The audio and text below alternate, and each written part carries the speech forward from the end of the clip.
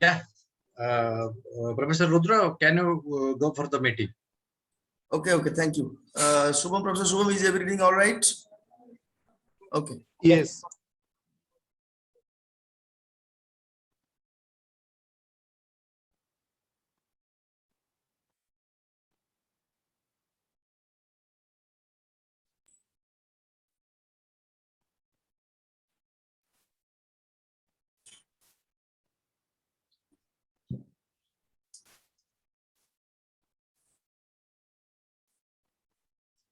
Dear Excellencies, distinguished guests, ladies and gentlemen, this is Rudra Narayan.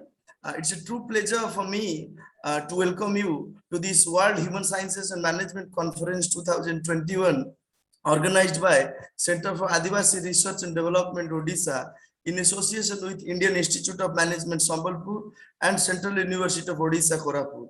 The broader theme of this conference is AGNOTOLOGICAL context, disciplinary practices of social sciences, and policy frames. On behalf of Center for Adivasi Research and Development, I extend my heartfelt gratitude to Professor Mahadev Joyswal, Director, Indian Institute of Management, and late Professor I. Ramabrahmam, former Vice Chancellor, Central University of Odisha, and Professor Sarat Kumar Palita, Dean, Biodiversity, Central University of Odisha, and the Acting Vice Chancellor of Central University of Odisha. The convener of this August conference are eminent historian, Professor Chandi Prasad Nanda, and eminent policy activist, writer, and philanthropist, Mr. Charudat Panigrahi. Friends, this evening we have with us Professor Samuel Fleischacker. Professor Fleischacker is studied at Yale University, receiving his PhD in 1989. He works in moral and political philosophy, the history of moral and philosophy, and the philosophy of religion.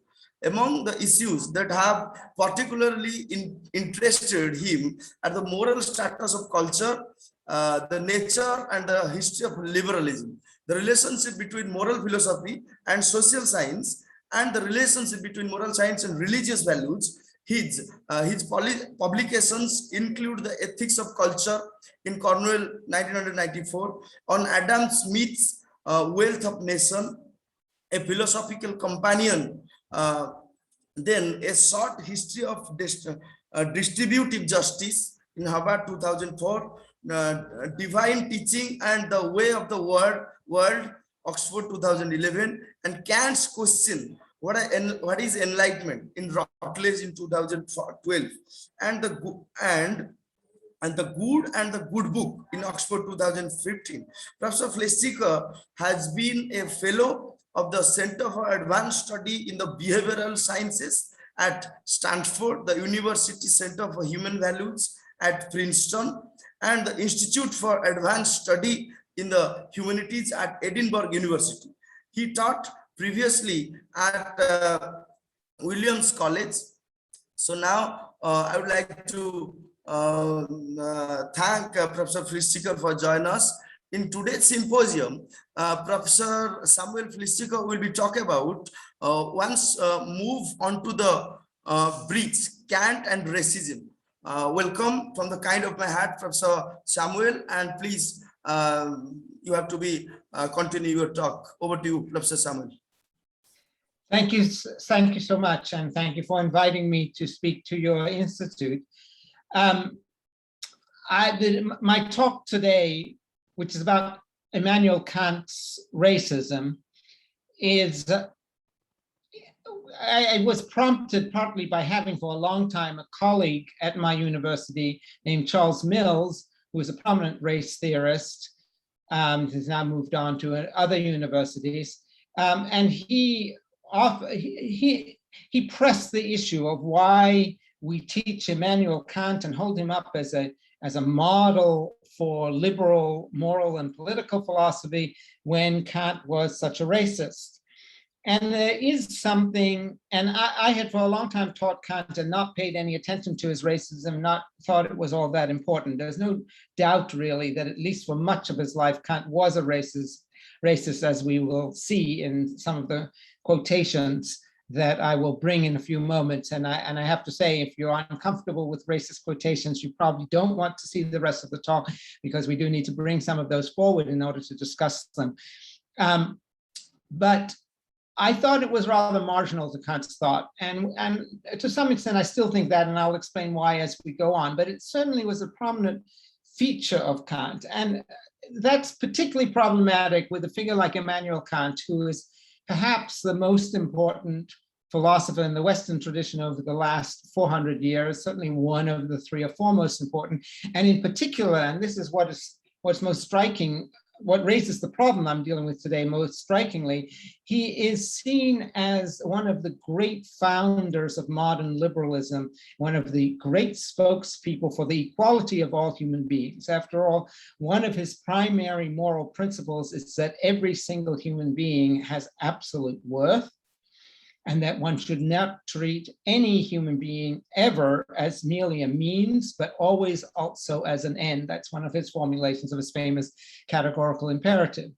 And that slogan, it's not just a slogan for him, but that slogan can be used against utilitarians who say, well, we have to make for the greatest happiness of the greatest number, and if we have to use some people have to suffer in order to make others happy, that's okay. That is not okay for Kant. You may not use any individual for anybody else's good. Obviously, Kant's views would seem to be opposed to any kind of open elitism, or indeed any open racism. It would seem that every single human being of all kinds, all races, all religions, all creeds, has to be treated as equally of absolute worth. And given that, it's rather shocking that at the same time that he was saying this, or at least somewhat before and to some extent at the same time and afterwards, he was also making quite racist remarks about Black people, about what he called Hindustani people, people from India, about Chinese people, and about the American Indians, so of the Native Americans, who he just called the Americans. So the question is, was Kant deeply a racist? That is, he was a racist at some point, but how deep does it go in his philosophy? Did he always remain a racist? There are some people who write on this subject, and I am sympathetic to this point of view, as you'll see, who think that Kant, in the last decade of his life at least, which was a time at which he had come to his most egalitarian moral philosophy, abandoned his racism and turned against slavery, which he had earlier at least not disapproved of and seemed in part to approve of. But some scholars think that in the 1790s, the last decade of his life, he changed his mind. So there's a question about whether he was always a racist, and then there's a second question about whether, if he was a racist, that belongs to the core of his moral philosophy. And finally, there's a question to be asked that I think is very interesting, and I hope to get to at least towards the end. To the extent that he made racist remarks even after he was standing for egalitarian moral principles, what do we do with that? My colleague, Charles Mills, thought that that showed that his principles themselves are implicitly racist. I don't think that, but I do think there's a very important lesson to be learned from the fact that somebody who can stand for such great egalitarian principles might also be a personal racist. And it's a lesson that I think is important both to our teaching and to our research, and I'll come to that towards the end. But now let me plunge into the details of my talk, and I hope people will be able to follow it by way of the document that I am going to use as I go along. So to begin with, quotations from Kant demonstrating his racism at various points in his life. And I've done them by dates, partly because earlier in his life, Kant was an empiricist in moral philosophy, drawing on experience. And you might think that someone who drew on experience might say that, well, you know, you have to look around and see whether people are equal. You don't know that a priori. And he at least might have thought in his time in the 1700s that we had evidence that not all the races were equal, the races were unequal. But later in his life, he comes to what's called his critical philosophy, in which he believes it is an a priori truth, it is a truth independent of experience, that all human beings are of absolute and equal worth. And at that point, it is especially surprising if he continues to uphold racist views. So roughly the turning point, the crucial turning point in his critical philosophy is 1781, when he published the Critique of Purism, the book for which he's best known. And then his most famous work of moral philosophy, the groundwork of the Metaphysics of Morals, he published in 1785. So you want to be looking especially to what happens before and after 1781, or at most 1785. So with that in mind, we start with a quotation from a work he published in 1764, long before he came to his critical philosophy, as it's called, in which he cites with approval a remark by David Hume to the effect that there have never been any Negroes of talent. It's a remark he quotes much later as well. And he says that there might be something worth considering in a comment by a Negro carpenter, it's a sexist comment to boot, I should say, quote, except for the fact that this rascal was completely black from head to foot, a clear proof that he was stupid, which is for Kant supposed to be funny, I think, but a very obviously an ugly racist joke. So 10 years later, 1775, in one of his works on race, and one thing about Kant is, even though he's not really known for this, he did publish at least 3 little essays purely about race. They don't contain his worst comments on the whole. Well, the one I'm about to quote, this is one of his bad comments. On the whole, he's only interested in these essays on race about how differences in color arise biologically. And that doesn't seem such a big deal. And he has a little biological theory. This is long before there's any gene theory and any genetics. And his biology is a bit crude, but it's not completely ridiculous. It's actually kind of interesting. That's not something I'm going to pay much attention to, but it's worth bearing in mind when people talk about Kant's race theory. That's mostly a theory about how human beings, if they're all the same kind of animal, wind up differing in color and some other superficial characteristics.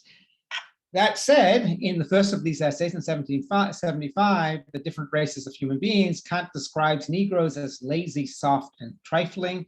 He also says that in Suriname, one makes use of red slaves for house labor, but Negroes for field labor. He's just describing something here, but he doesn't seem to see any problem in the slavery. He seems to approve of it, or at least not disapprove of it.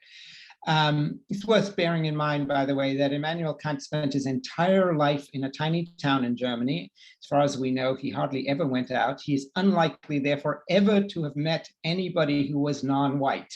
He got all his information about other peoples by reading travel books and other books that other people had published. He didn't himself meet any Black people, anyone from India, anyone from China, or anything like that. All right, in lectures that he gave in 1777 to 1778 and in 1781 to 2, the first, the physical geography lectures, which include some of his worst racist comments in many of their iterations, and the second, the anthropology lectures, Kant says, humanity exists in its greatest perfection.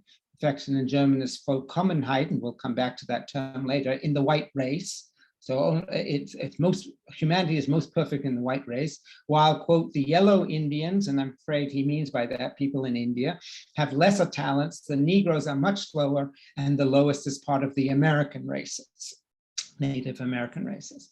The American people, he says, acquires no Bildung, no culture, and has no incentives, while Negroes have many incentives, but only enough to achieve the culture of slaves. Again, he seems to think it's appropriate that they're enslaved. In notes for these lectures, he adds that Americans and Negroes cannot rule themselves, they therefore serve only as slaves. All right, so here he fairly clearly approves of slavery and has a very sharp racial hierarchy. And 1781 is around the time, it's at the time that he publishes the Critique of Pure Reason. So if you were hoping, as I, as a fan of Kant's work, was hoping that he would change his mind when he publishes the Critique of Pure Reason, he doesn't seem to do that. Now, 1785, the fourth quotation on the handout.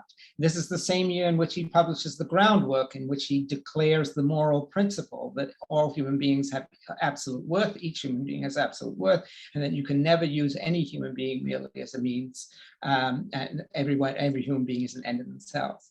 But in another piece written at the same time, a review of a former student of his and another philosopher named Herder, Kant says that the many ethnographic descriptions and travel narratives available to Herder could have been used to prove either that Americans and Negroes are each a race, these are the two groups he most talks about, Americans, Native Americans and Negroes, sunk beneath the remaining members of the human species in their mental predispositions, or that, quote, as regards their natural predispositions, they are to be estimated equal to every other inhabitant of the world.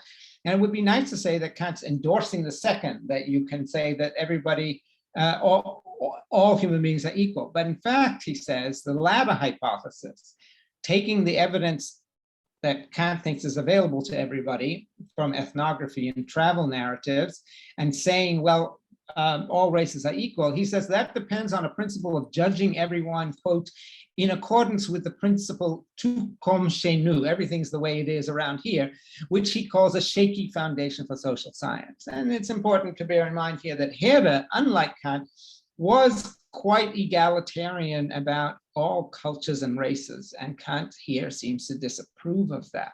And disappointingly, that is true even in the year of the groundwork.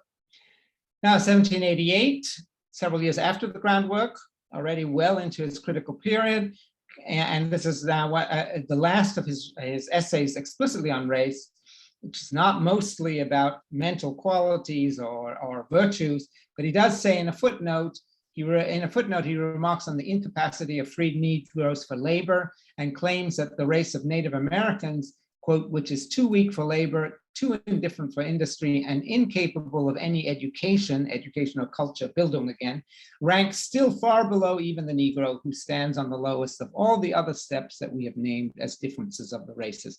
I do want to note about this quotation, he doesn't explicitly say that Negroes and Americans ought to be enslaved, as he had said before, but he does say that they are not capable of working on their own, and that seems to have the same implication. All right. If we move into the 1790s, the last decade of Kant's working life, and when things may have changed, perhaps under the influence of the French Revolution, in his essay, so I should note, first of all, in notes for the essay I'm about to quote, Towards Perpetual Peace of 1795, Kant condemns the slave trade. And it's the first time he explicitly condemns the slave trade. And then in the essay on Perpetual Peace, he also fairly clearly condemns colonialism. Here's the quote: if one compares with the idea of cosmopolitan right, that's an idea he's defending at the time, the inhospitable behavior of the civilized states in our part of the world, especially the commercial ones, the injustice that the latter show when visiting foreign lands and peoples, which to them, that is to the people who live in the foreign lands, that is everyone who lives in the places that the Europeans were conquering, he says, to them is one and the same thing as conquering those lands and peoples, takes on terrifying proportions. America, the Negro countries, that's Africa, the Spice Islands, the Cape, etc., were at the time of their discovery that they regarded as belonging to no one, for the native inhabitants counted as nothing. And here, although I guess you could think he means the opposite, he is attacking the idea that the native inhabitants counted as nothing. He is criticizing Europeans for not taking into account the thoughts of and beliefs and feelings and expectations of the people in the lands that they came to and took over. So that, given what we've seen so far, might seem a little surprising, and does look like something of a turnaround, that at least at this point, he is not very happy about colonialism. And that's even more clear in his last major moral work, 1797, The Metaphysics of Morals, in which he says quite explicitly, if Europeans make a settlement so far from where the people of that land resides that there's no encroachment on anyone's use of his land, the right to settle is not open to doubt. So he thinks colonialism in lands that really are empty, without anybody around, and without interfering with anybody else's property rights, that's okay. But if these people are shepherds or hunters, like the Hottentots, the Tungusi, or most of the American Indian nations, who depend for their sustenance on great open regions, this settlement may not take place by force, but only by contract. I want to emphasize that. He says it is wrong for Europeans to settle anywhere where other people live unless they do so by contract, and indeed by a contract that does not take advantage of the ignorance of those inhabitants with respect to ceding their land. So it can't just be a contract in which you nominally get the agreement of the people who live in another land. They have to really agree, and you have to make sure you're not misleading them or exploiting them. That's fairly far-reaching at this point, and it's quite a strong critique of the way colonial practice in fact worked. This is true despite the fact that sufficient specious reasons to justify the use of the force are available. For instance, that these crude peoples will become civilized. And then he says, this is like the pretext by which an author named Büching, I don't know who that is, tries to excuse the bloody introduction of Christianity into Germany. So importantly, people said at the time, quite often, we can take over these lands, and quite explicitly something that the British said about large parts of India, because we're civilizing the people who live there, and certainly about places in Africa and other parts of Asia as well. And Kant says that's a specious reason. It looks like it's reasonable, but it isn't. But all these supposedly good intentions, he says, cannot wash away the stain of injustice in the means used for them. That's a pretty thoroughgoing critique of colonialism. And elsewhere in the book, he also explicitly says that no one may ever be made a slave except as punishment for a crime. And I think that's a fairly clear condemnation of chattel slavery, of the kind of race slavery that was so common in Europe and especially the Americas at that time. Some people have shed doubt on whether that's a complete condemnation of slavery. I think it is. If people want to raise a question about that, I'll talk about that in question time. But I think it's pretty clear that in the Metaphysics of Morals, he completely rejects race slavery, chattel slavery of any kind.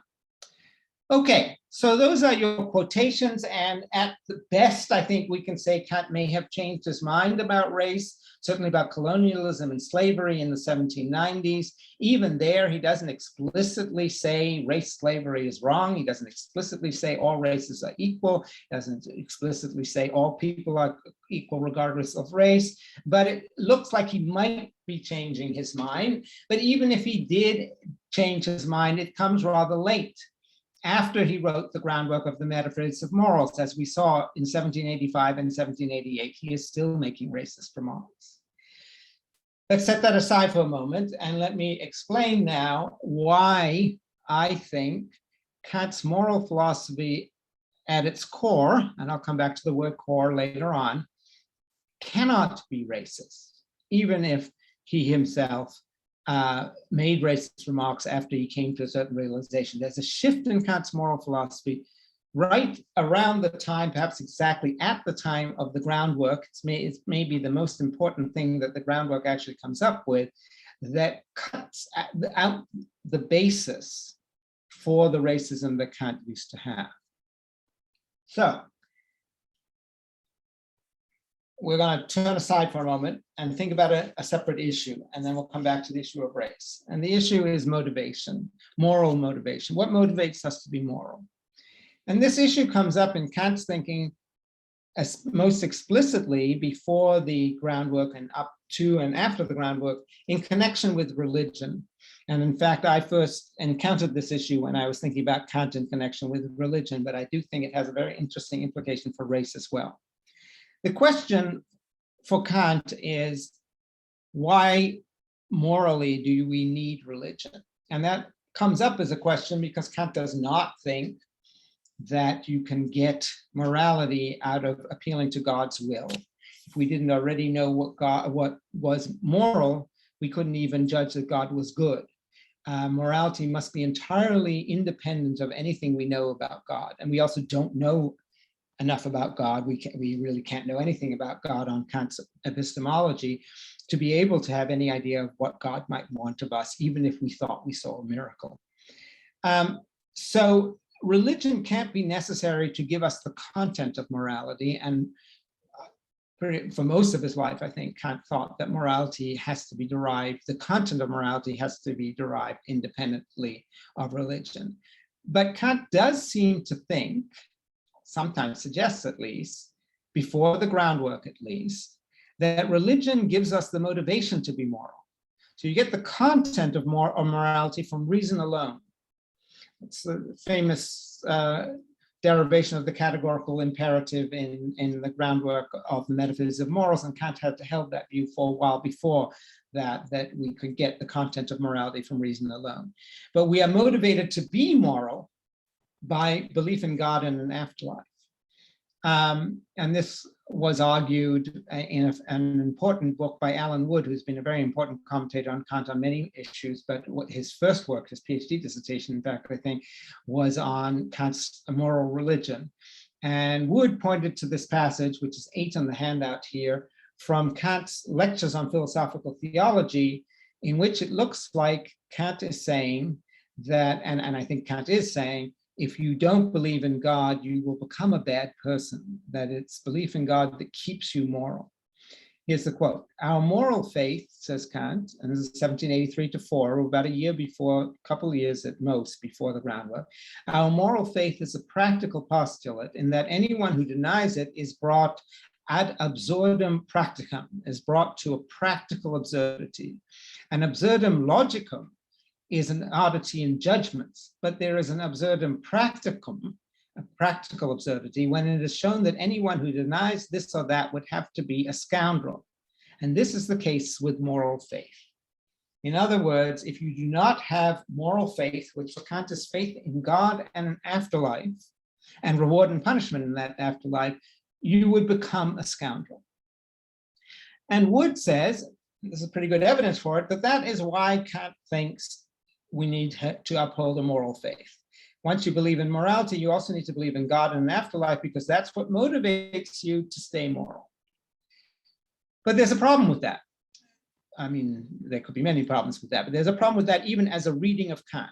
And that comes out if you look later in Kant's life, when Kant talks about figures who clearly lacked a moral faith and whom Kant thought lacked a moral faith. There's the materialist, basically proto-utilitarian, ancient philosopher Epicurus.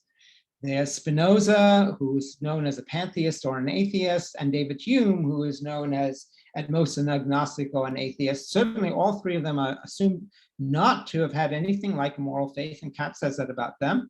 But Kant talks about the virtuous Epicurus in his second critique, that's one of his other major works on morality, and of a righteous man like Spinoza in the third critique. In fact, he describes Spinoza as an especially outstanding example of a virtuous person, a person who pursued the good unselfishly for its own sake rather than for any personal advantage, and who was, quote, honest, peaceable, and benevolent. Very high praise, right? Not a scoundrel at all, very much a good human being, and the same for Epicurus. And in the second edition of the first critique, 1787, he also says that Hume was unblemished in his moral character. So Kant clearly didn't believe that people without moral faith necessarily became scoundrels. So what changed? Or what, yes, I think what changed? What happened to Kant's notion that you needed to believe in God and an afterlife in order to be a good human being?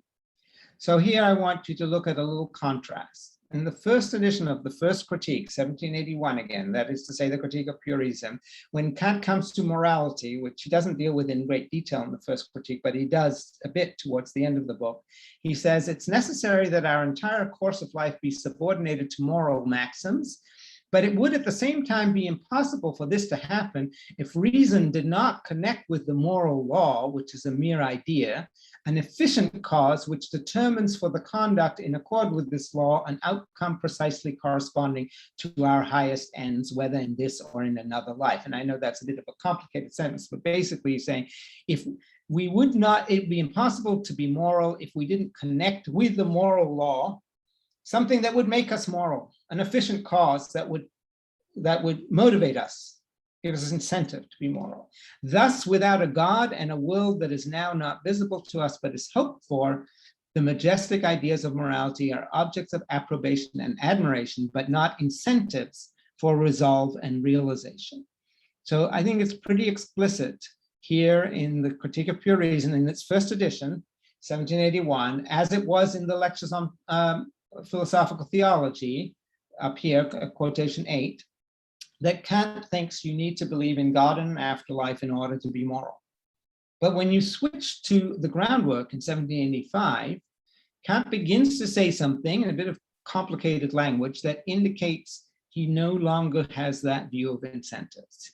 So here's the quote from the groundwork. It is quite beyond the capacity of any human reason to explain how pure reason without other incentives that might be taken from elsewhere can be of itself practical. That is, how the mere moral principle can of itself furnish an incentive and produce an interest that would be called moral. So it's a little bit complicated the way he puts this, a little bit indirect, shall we say, but he seems clearly to be holding that human reason without any other incentive can make us moral. That the mere moral principle can of itself furnish an incentive, as he says. We don't need to believe in God and an afterlife. We don't need any other incentives except being in order to be moral. If we have enough reason to work out what morality is, and Kant thought that we had that in the first critique already, in the first edition, then we also have a motivation to be moral. And he says that explicitly in the second critique. Pure reason is practical of itself alone. If you have practical reason, if you have reason, you have motivation to be moral, all the motivation you need. And that's actually a very important principle in his philosophy. Excuse me. So how does this tie in with race? It ties in with race, I think, quite directly. If you look back at the third quotation here, what's his reason for saying that the American people have no culture and are incapable of being as good human beings, and incapable of perfection, and that Negroes can only have the culture of slaves? They don't have incentives. He says the American people has no incentives, and the Negroes have many incentives, but only enough to achieve the culture of slaves. They don't have the incentive to be moral, to live up to the highest human ideals. But by the time he comes to the groundwork, can't say that anymore, unless he were to deny that Negroes and Americans can reason, and he never does deny that. He thinks all human beings can reason. That is a quality that's definitional of what it is to be human. So if you can reason, you have enough incentive to be moral. So at this point, he has a view on which every human being necessarily has all the incentives they need to be moral, and therefore every human being is equally capable of being moral, equally capable of being a good human being. Given that, he can no longer hold that there is a difference in quality between people in different races, a difference in moral quality. So whether or not he quite realized at this time, as of 1785, that he now had a philosophical view on which racism was really impossible, in which thinking that non-white races were in any way morally inferior to white races was not something he had ruled out a priori. He had in fact done that. He had in fact come to that point. That's my main claim here. Let me make another claim though, and I don't know that Kant recognized this, at least at the time, and if he did recognize it, it seems he only really fully came to that recognition in the 1790s, many years actually after he had written these things down. Another point, this is the other point I promised to get to, and that's about the notion of perfection or Vollkommenheit. Remember before, this is quote 13 on the handout, but I'm referring you back to 3 on the handout, where we saw Kant say in 1777-8 and also 1781-2, humanity exists in its greatest perfection in the white race, and that the yellow Indians have lesser talents, Negroes are much lower, and the lowest is part of the American races. And clearly perfection is tied to talents. So the more talents you have, the more perfect you are. At least so he seems to be saying here. But now, when you look at his ethics lectures of just before the time when he wrote the groundwork, so 1783 to 4, Kant says, he's talking about perfection, which he always had some difficulty with. He always found the idea of perfection a little bit odd as a moral term, but he used it for a long time. So now he explicitly questions the notion of perfection. What then is perfect, he says? The perfection of thing and man is different. The perfection of a thing is the sufficiency of all that is needed to constitute the thing. So in general, it means completeness. And in fact, perfection does mean, first and foremost, completeness. But the perfection of a man does not yet signify morality. So note, he's already meaning to distinguish perfection from morality. Perfection and moral goodness are different. Perfection here is the completeness of the man in regard to his powers, capacity, and readiness to carry out all the ends he may have. Perfection can be greater or less. One man can be more perfect than another. But goodness is the property of making good and proper use of all these perfections. So moral goodness consists in the perfection of the will, that he sometimes also calls the will practical reason, your ability to decide things, not the capacities. Yet a good will needs the completeness and capacities of all powers to carry out everything willed by the will. So we might say that perfection is indirectly necessary to morality and to that extent belongs to it. So already here, the crucial quality that makes for a good human being is will, not talent. If you have a good will, you should develop your talents. It's a point that he makes in the groundwork quite explicitly. You'll need your talents in order to carry out what you will. But what you really need is a good will. You don't need a lot of talents. And this already lowers the importance of this notion of developing your talents that we saw him use in order to put white people above non-white people earlier. Now, in his lectures of 1793, I think perfection becomes even lesser and even more subjective. He said in these lectures, he describes perfection as a means to happiness and says that we can therefore see the realization of a talent as a perfection in another person only if they deem this perfection to be needed for their happiness, and draws from these 2 points the conclusion that to what degree a person wishes to cultivate himself and what perfections he endeavors to attain is left to his free choice. So it's up to you what perfections you want to develop, what talents you want to develop. And that means if you belong to one culture or one race, you might develop some talents, another you might develop another one. It doesn't matter. Morally, what matters only is the state of your will and not what perfections you develop unless you want to develop those perfections. And then finally, in 1797, Kant defines natural perfection as the cultivation of any capacities, whatever, for furthering ends set forth by reason, identifies our humanity with our possession of the capacity to set ourselves ends, and derives from these 2 claims together a duty to make ourselves worthy of humanity by procuring or promoting the capacity to realize all sorts of possible ends. So he's now not saying you have to achieve all kinds of talents or have to have all kinds of skills. You have to try to promote your capacity to achieve whatever ends you have. He adds that this is a wide one, a duty which can't be further specified. He says no rational principle prescribes specifically how far one should go in cultivating one's capacities, and tells us that the duty of perfecting ourselves must be put in what can result from our deeds, not in mere gifts for which we must be indebted to nature. I think this is as explicit an enunciation as you might want of the idea that what talents you have matters to your humanity. What matters to your humanity is your deeds and the will to accomplish deeds, not your talents. So at this point, the idea that one race might be superior to another because it has more talents, I think is something that he must let go of. And in fact, he doesn't use that term anymore. He never talks about the races having different levels of perfection after I think it's about 1784 or something like that. He never talks about it again after the groundwork. So I think that idea he does explicitly give up on.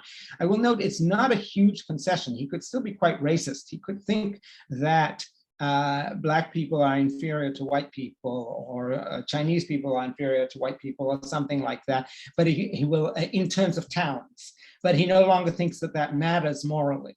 So that's good if he doesn't think it matters morally, but it still allows for quite an insulting or condescending view of the abilities of people in other races. So we have a somewhat mixed picture here. I do think that by this point, it's fairly clear that after Kant develops his mature critical philosophy, there's no room in that philosophy anymore for there to be subhuman groups. Anyone who can reason is equally capable of all that makes human beings good, which is having a good will. And that's fairly clear, and it seems to have become clear more or less to Kant himself, at least by the 1790s. But it's somewhat disappointing that it took him a while to recognize it, and that he didn't recognize it more explicitly and more fully. So let me, I have two final points I want to make. One is there a core moral philosophy in Kant which is non-racist? And I think the answer to that is yes. But secondly, there's the question of, even if the core moral philosophy is not racist, what do we do about his racist remarks and about the fact that it took him so long to recognize that he ought to be not a racist, if he ever did? And I'll just say briefly on the second point, although in some ways it's the most interesting. I don't know that Kant or any other philosopher always recognized, I don't know that Kant recognized the implications of his own principles. I don't know that many moral philosophers recognize as explicitly as they should the implications of their own principles. I take from that that principles are not all there is to being a good human being, that it's not all there is to moral philosophy. I'm a moral philosopher. Like a lot of moral philosophers, I like to come up with principles for things, both in morality and in politics, but I think principles are not enough. Many people avow good principles. It can be socialist principles, they can be Kantian style principles, they can be anti-racist principles, but in practice, they don't live up to them. And that can be because they don't even realize the implications of their principles, and it can be for a whole variety of ways of deceiving oneself, not recognizing one's own action, by which what you do can come apart from what you uphold. And I think it's a mistake on the part of moral philosophers to think if we've come up with the right principles, we've solved the problem. That said, I do think principles are important. And the question is, are Kant's basic moral principles, does his racism affect those principles? And I should say, again, that my colleague Charles Mills, who has inspired me to do a lot of the thinking about this paper, and for which I'm very grateful, he does think that Kant's racism infects his principles such that Kant was not really speaking for the equality of all human beings, but only for the equality of white men, and that he only thought white men were ends in themselves. Kant does not ever say that, but Charles thinks that that is the reasonable conclusion from the various things he does say. And that's partly because Charles thinks you can't distinguish what's core to Kant's moral philosophy from what's peripheral. And I think what he has in mind, Charles has in mind, is that if people say, well, I only count as what's core to Kant's moral philosophy, the stuff that I like, that I approve of, like the non-racist parts, well, that's circular. Then you have decided already in advance you're not going to count the troubling parts of Kant's philosophy, and so you don't look at his racism even when it's there. And that, if true, would be a very serious accusation, and it could be true, but I don't think it is true. I don't think it is true because I think there is a non-question begging way, a non-circular way of picking out what is the core in Kant's moral philosophy. And once we do that, I think there's several different ways. I think it's fairly clear that the core is not racist. So I have three different ways of picking out the core of Kant's moral philosophy. I'll just say them briefly since we're coming to the end. I've been going on long enough, but they're A, B, and C here on the handout. First of all, we could say what Kant himself takes to be central to his work, whether in moral philosophy or elsewhere. He writes a lot of moral books and essays on morality. And so you might look at what are the repeated themes, what are the things that he highlights as central. You have the groundwork, the critique of practical reason, second critique, his religion within the limits of reason alone, his metaphysics of morals, his essays on morality and politics of the 1790s. And you have a lot of common themes in those works, but none of them involves any talk of races. And in fact, none of his racist remarks appears in any of these books. There's one passage in the groundwork which is a little troubling, but it's not explicitly racist. And otherwise, the race theory just doesn't appear in his moral philosophy. So if we look at what he himself presents as his moral philosophy, race theory isn't part of it. Secondly, one of the reasons, perhaps the main reason why Kant's moral philosophy is so important in Western thought is that it meshes so well, it's so well integrated with his epistemology, his theory of knowledge, and his metaphysics, his theory of reality. And what you might take to be the core of his contribution to moral thought is what in his moral thought derives most directly from his epistemology and his metaphysics. So there are themes that connect very deeply to his epistemology and metaphysics. For instance, that we can't know God, certainly can't know God directly, and therefore can't derive morality from what God has said to us or somehow otherwise manifested to us. We have to come first with the moral idea before we can even understand what God is. There's no scientific way of coming to, or philosophical way of showing that God exists or what God is like. Secondly, that we must be free, and that free will must be a cause, and that that cause must be independent of the causes of nature. From all of those claims characterize what's called the categorical imperative. So those are core notions of his moral philosophy, but there's nothing racist about them. And then finally, we might take as the core of Kant's moral philosophy, especially if we're looking at its historical impact, what most influenced his followers, his readers in his own time and later on. But when we do that, we find that his most famous followers, people like Hermann Cohen or Jürgen Habermas or John Rawls or Chris Korsgaard and Nora O'Neill and Barbara Herman in our own day, they're not only not racist, they're often some of the most important spokespeople against racism and against sexism and against anti-Semitism. They are very important founders of liberal egalitarianism and critics of racism. So they are not picking up racism as a big theme in Kant.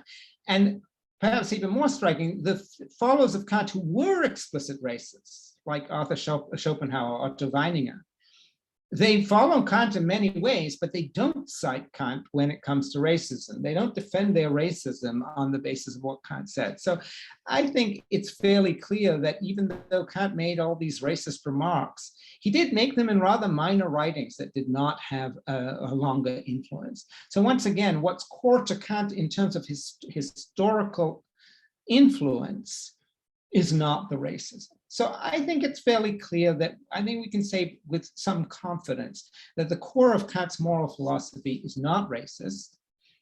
Nevertheless, I think we have to acknowledge that he remained a pretty explicit racist until quite late in his life, even if he did abandon it in his later years. And even if he did abandon it, he didn't do a great deal to explicitly come out against racism. And that's deeply disappointing in a founder of egalitarian liberal thinking.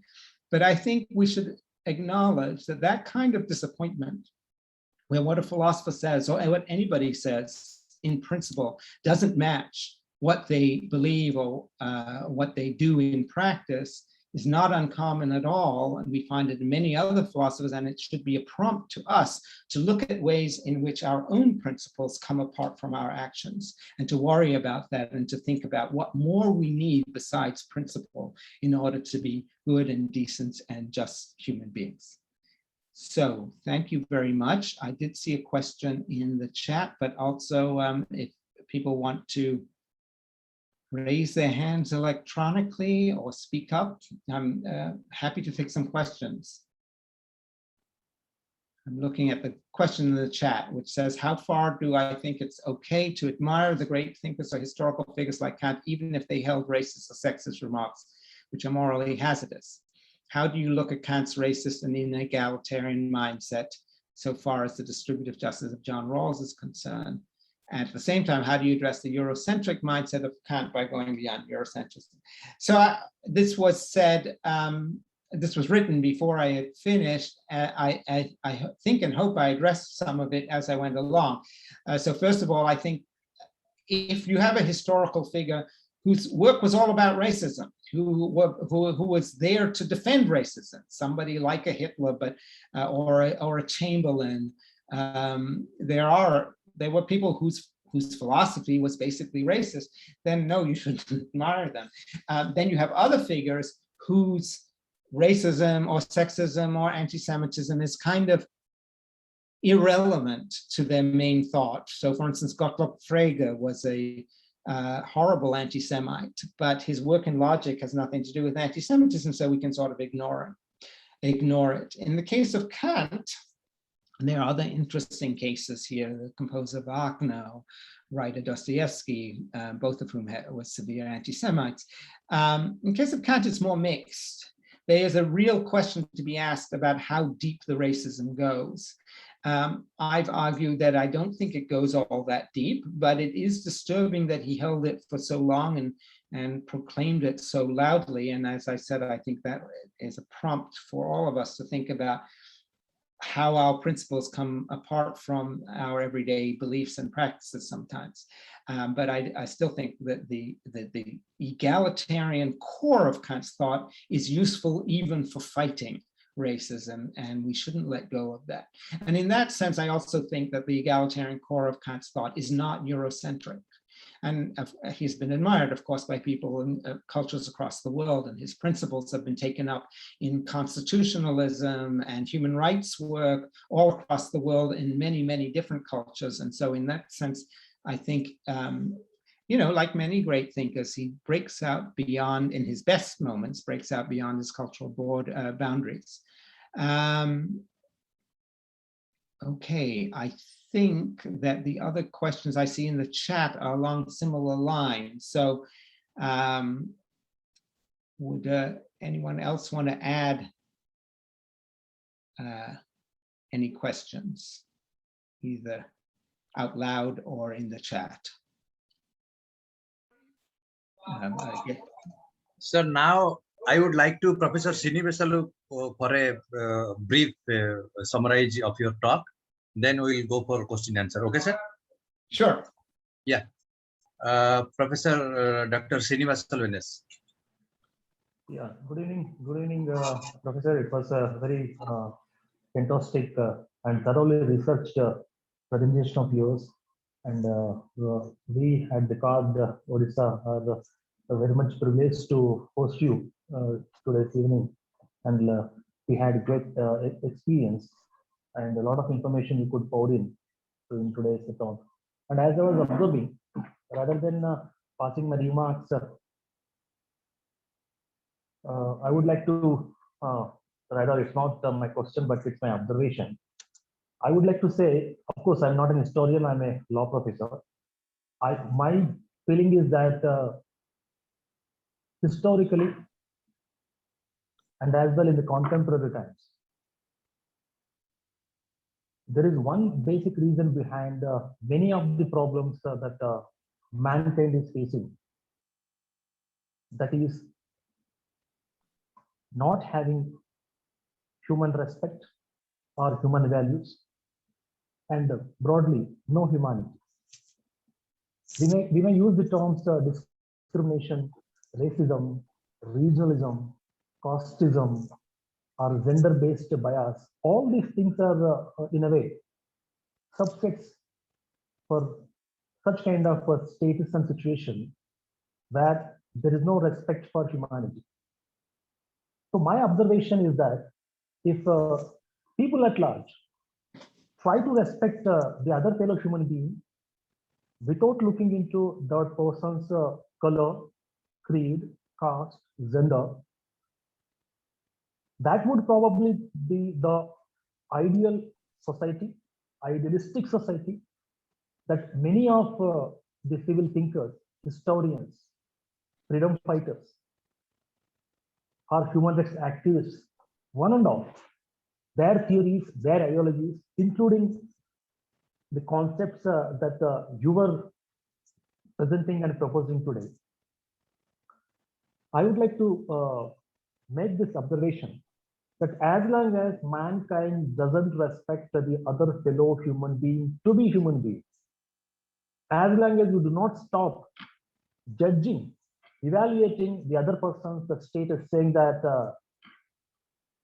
you belong to one particular skin color, gender, or you are rich, you are poor, you are from developed world, you are from developing world, right? This is nothing but discrimination.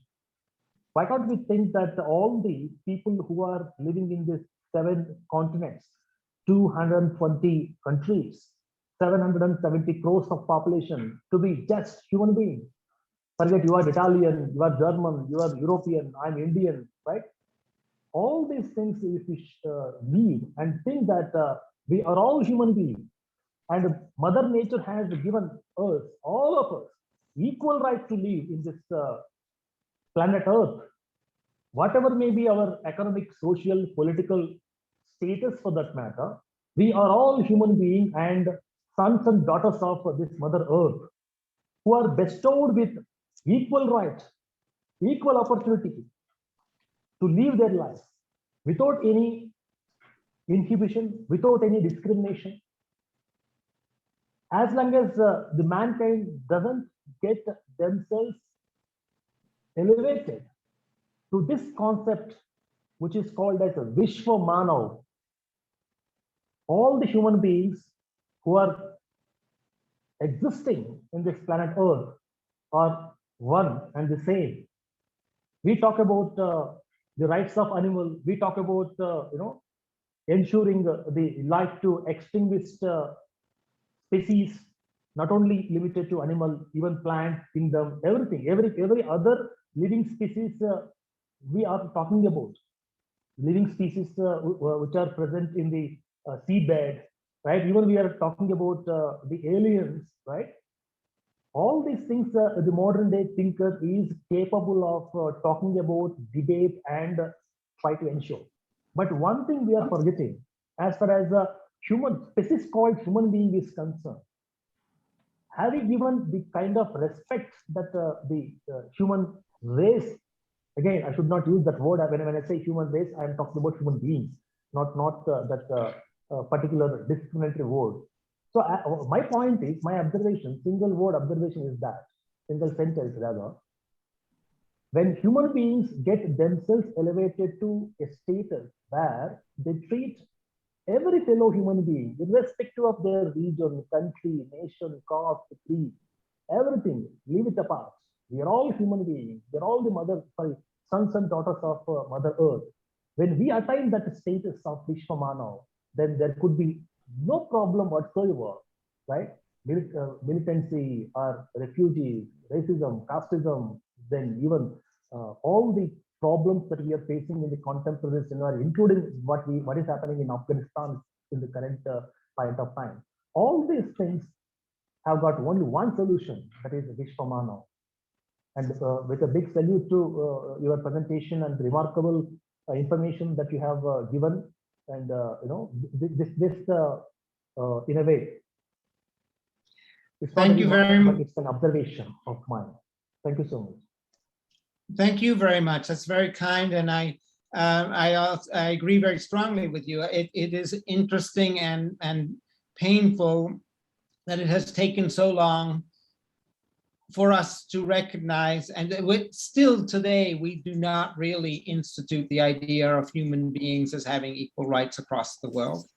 That remains an ideal rather than something you might think should be obvious in the 21st century. It's been talked about, after all, for at least since the Second World War. One thing that I want to stress is that Kant is an important source of the notion of human rights and of equal rights for all human beings. That's why it's so disturbing that he's also a racist, but that's also why I think he's an interesting person to wrestle with about this issue.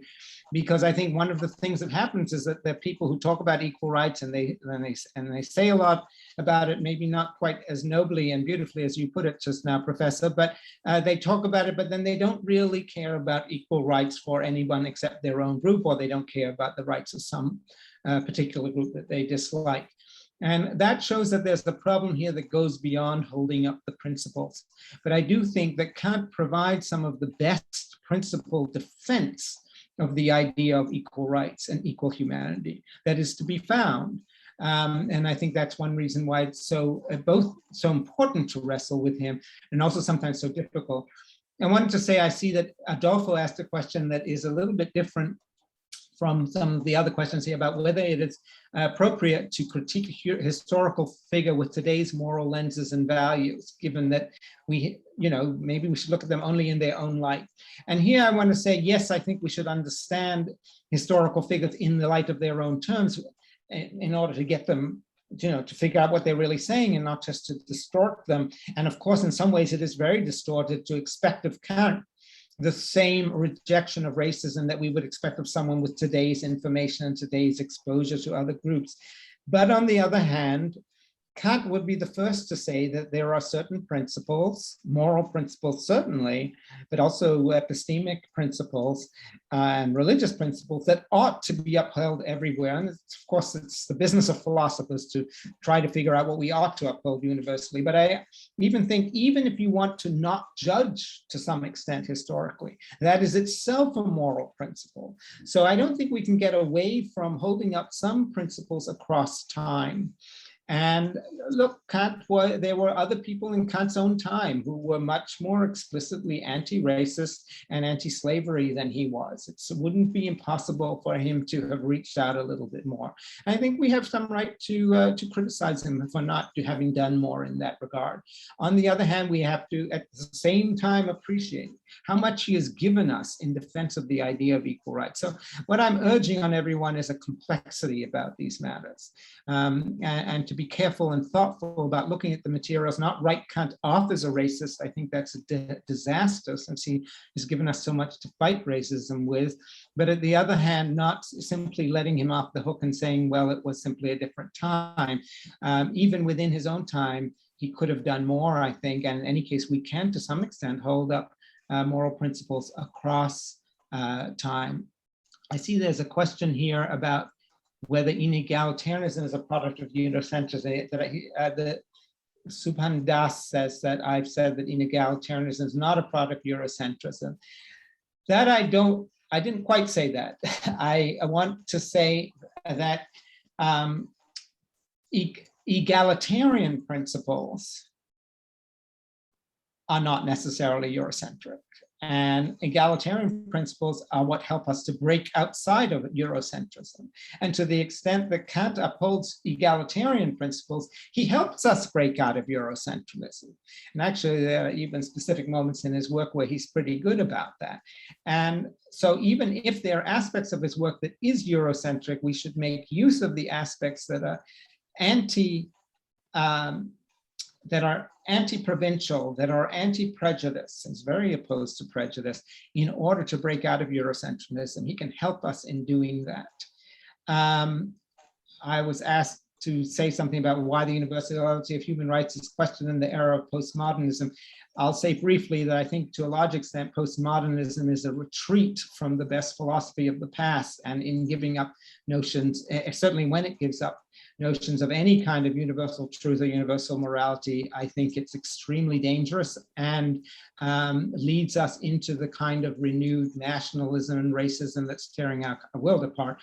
Why it might be rising right now, that's due to, I think, all kinds of political and sociological factors, which I'm not in a position to analyze well. But I think it's a mistake to lose the importance of at least some notion of universal morality and political principle. I started my work as a philosopher of culture, and I very much believe that cultural difference is important to us. And I've actually been several times to India, and I love Indian culture. I love a lot of other non-Western cultures, and I don't even think as a Jew I really fit into Western culture all that well. I think we have to appreciate that cultural difference can be very important, but that can be brought together with the idea that there are at least some general universal principles, including the universal principle of respecting one another's cultural belonging, that we must uphold if we are to respect one another and work together to build a world in which we can all realize our ideals and norms and aspirations.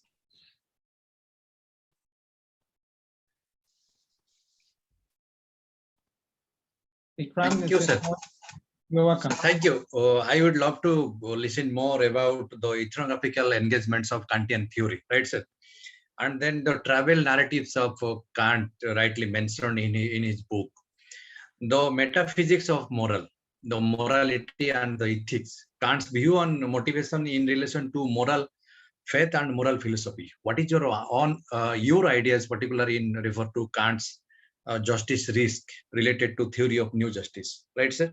And then if you look seriously the Kantian theory, he said pure reason, particle reason, power of judgment. These all are very crucial in that period. But now in post-truth narrations and the perception, whole idea and materialistic world should be changed rapid fairly. What is your your ideas in terms of Kant's the new idea as concerns in modern path of the society? When we are going to the practical reality, the social science and this human science research laboratory called society, or the larger perspective understanding how the human society exists today. What is your ideas on Kantian theory related to the new liberal economy and the policy frames from top-down failure? Yeah. Okay, well, that would be a lot to try to answer in any detail in the last 5 minutes of our talk today. So I think I will just very quickly indicate, as with most historical figures, they become outdated over time. I mean, I do think to this day, one can learn a lot from Plato and Aristotle and Kant and Descartes and David Hume. And I do try to learn a lot from them.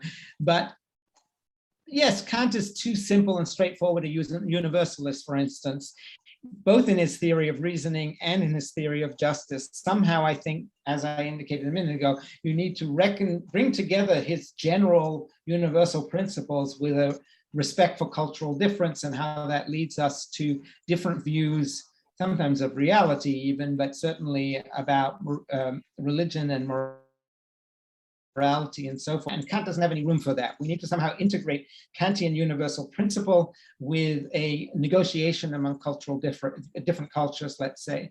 And maybe Habermas's speech theory is a way of incorporating Kantian principle into the background as a sort of structure for how we engage in dialogue, and then the content might differ as we go along, given our different historical situations, our different cultures, and so forth.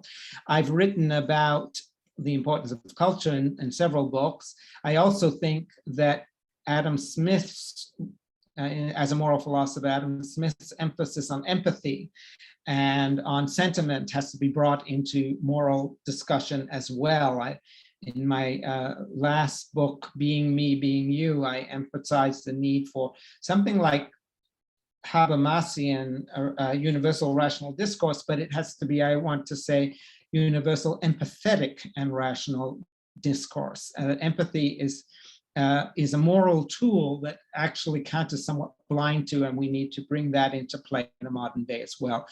But in terms of more detail as to how this would work in terms of a social theory or a political theory or political institutions like the UN, A, I don't have the time to answer that, and B, I don't think my skills as a philosopher extend to the empirical details very much. I do wish that philosophers will be brought to the table when people think about negotiations between different groups, between Hindus and Muslims in India, or between many of the subgroups. I understand that you work on a lot of tribal politics and the difficulties probably and differences between various tribal views and the dominant Hindu and Muslim views in much of the rest of India. And how do those negotiations and discussions work? Well, philosophers can come in to help structure what counts as a good conversation and the degree to which some kind of universal respect for humanity might be a structuring feature in conversation. But I don't think we're very good at giving you the details of how the conversation should go, let alone what the results would look like. I hope that's adequate for the moment. Thank you so much, sir. Thank you so much. Now I would like to request Dr. Nupur, any quick comment on Professor Sam's talk? Very good evening. Good evening. Am I clearly audible? Yeah. Yes. Okay. So thank you, Dr. Bikram, and thank you, Professor Sam, for coming all the way from Yale University. So, sir, your topic that is on the racism and the Kantian views, on racism and the Kantian views. So I think it was really like the way you have said it, it was really very explanatory to all the people over here. Because, sir, as I have read many of your books on racism and Kant and what is enlightenment, I think you have given a very pinpointed description, and I think it was really knowledgeable session for all the viewers over here. Because, sir, I would like to say some of your points that you have said, and that was quite interesting to know, because in a very short period of time, we have gained a lot of knowledge. So as, sir, you have said about the enlightenment, or what is enlightenment and how Kant addresses the enlightenment, what is the question of enlightenment, and how people can develop a particular kind of moralistic theory within that to become enlightenment. And another thing, sir, what you have said about the notion of God, I think that is very much important. Like people believe in God, and if the people do not believe in God, others say that they are not according to the justice system, or people may also consider them as a rebel. But other ways, sir, I think the way you have said that if we have practical reasons, we have to become moral, and morality is which is more important in this perspective. So I think, sir, it was really enlightening for all of us, the way you have said us. So another thing, sir, I think this is very important, the notion of perfection. The notion of perfection that you have talked about, that how people can develop the perfection of things, like as you have elaborated about racism concept, in the Western countries, there is a white, non-white feeling, and this black and white feeling, Negroes and non-Negroes feeling that they usually have, and how they consider perfect as somebody who have everything according to the culture of the society, and the other one is an imperfect one. So as you have given a very right discussion on this perfection of things, like things can be perfect as things are made up of materials, so we consider them as perfect in some way because they have every parts together. But in case of human beings, we need to understand many aspects of goodness, morality, then only we could understand what is perfect all about. So I think, sir, this is a very great discussion and understanding the rules, the ethics, and how you have described about the racism concept, how it is baked into the entire structure of the philosophical system, and how people are more racist. If we consider the Indian scenario, as sir, you have given the example of the religious bias between Hindu and Muslims and other religion also, as we have this biases and we consider one as perfect, another as not perfect. And this is the way how we have this kind of communal feeling or a kind of regional feeling, the same way the feeling of racism that Kantian philosophy has brought about over here. So thank you so much, sir, for bringing to the discussion about the Kant and the politics of racism. And I think, sir, it was really a great and enlightened discussion. And thank you so much for coming all the way here and sharing your thoughts. Thank you so much, sir. Thank you very much. I'm very glad it was enlightening. Thank you, Dr. Nupur, and thank you, Professor Sam, and also special thanks to Professor Srinivasan. He is a mentor and advisor of CAD. Now, I would like to request Rudranath Das, the Executive Director of CAD, to go for the formal vote of thanks.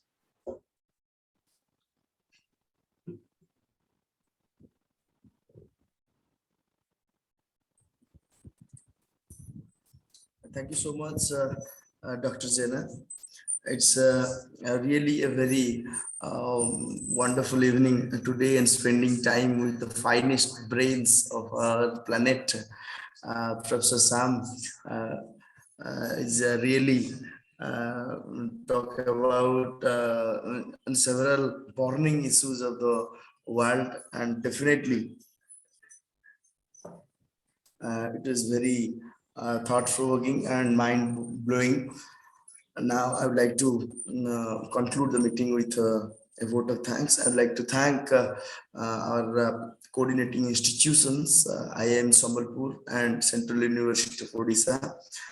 Also showing our gratitude to Professor Mahadeva Joyswal, Director, Indian Institute of Management, and Professor Sharat Kumar Palita, Acting Vice Chancellor, Central University of Odisha, and our respected conveners, eminent historian, Professor Chandi Prasad Nanda from NRTI, Vadodara, Gujarat, and eminent policy activist, Sri Charudat Panigrahi, and the eminent dignitaries with us, Professor Subhas Barik, the General Secretary, Odisha History Congress, and Professor Mitchell, Professor Adolf from Mexico, and Professor Srinivasulu NS, and the men all behind this intellectual gathering, Dr. Bikram Kesari Jena, and Shubham Das, Dr. Samuel Lima, Dr. Kamal Prasad Mahanti,